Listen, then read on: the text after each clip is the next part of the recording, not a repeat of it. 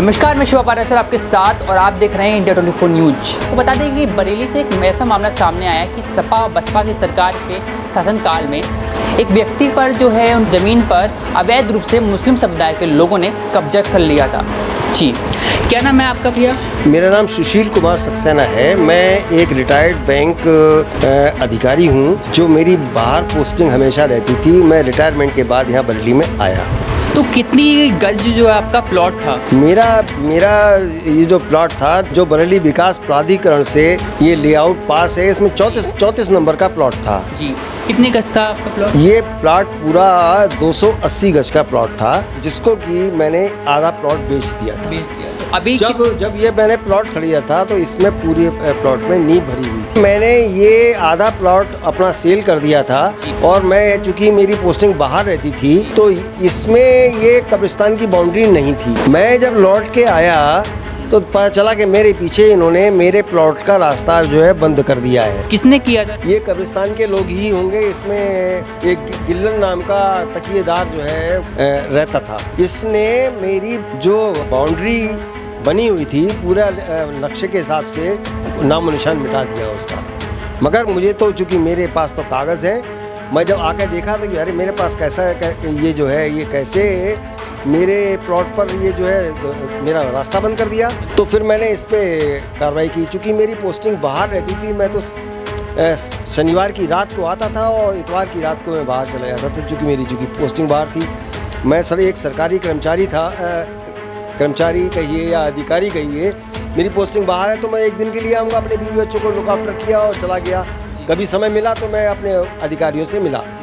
कितने समय पहले आपकी ज़मीन पे जो है कब्जा हुआ था और किन लोगों ने किया था?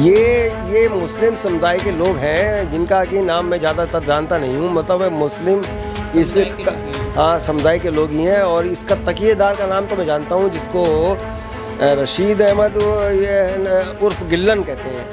गिल्लन नाम से मुझे जानता हूँ।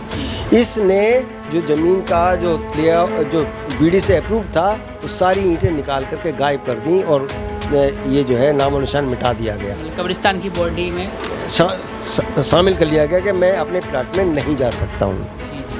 तो अभी आपका जो प्लॉट है वो मतलब किस जगह है?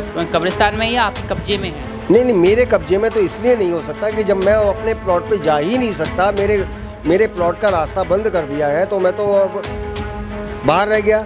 इस वक्त आपका मतलब जो ज़मीन है वो मतलब कब्रिस्तान में आ गई है क्या? नहीं, मेरी ज़मीन कब्रिस्तान में तो हो ही नहीं सकती। जब ये प्लॉट जो है 34 नंबर का बीडीए से अप्रूव्ड है, तो कब्रिस्तान की लैंड हो ही नहीं सकती। ये तो मेरी अपनी मिल्कियत है।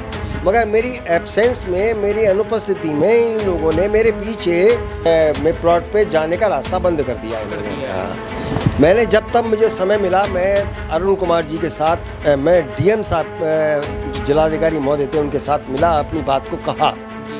तो उन्होंने कहा कि आपने जो है आप अब आए हैं, तो मैंने कहा कि सर्वप्रथम मेरा काम ये है कि मुझे अपने जो मैं सर्विस करता हूँ, अपने बच्चों के भरण पोषण का इंतजाम करना है, उसके बाद इसको देखना है। ये मैंने भविष्य के लिए ये प्लॉट लिया था अपने बच्चों के लिए। मैं ये पूछना चाहूँगा, आपकी जो ज़मीन थी वो कितने समय पहले उस पर कब्जा किया गया था? ये लगभग मेरी ज़मीन के 8-10 साल हुए होंगे उस पर कब्जा हुआ है। मतलब मेरे प्लॉट का रास्ता जाने का उन्होंने बंद कर दिया है। बस मुझे अभी तक कोई इंसाफ नहीं मिला।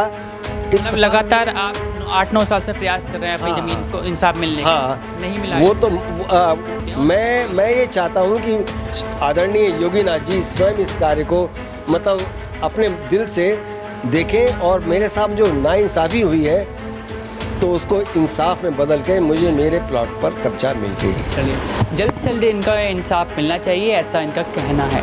तो देखते हैं कितने जल्दी इनको इंसाफ मिलता है इस केस में। फिलहाल मैं आगे आपको रिपोर्ट दिखाते रहेंगे, तब तक के लिए बने रहिए इंडिया 24 न्यूज़ के साथ। वीडियो जर्नलिस्ट अजय के साथ शिवा पारा सर, बरेली।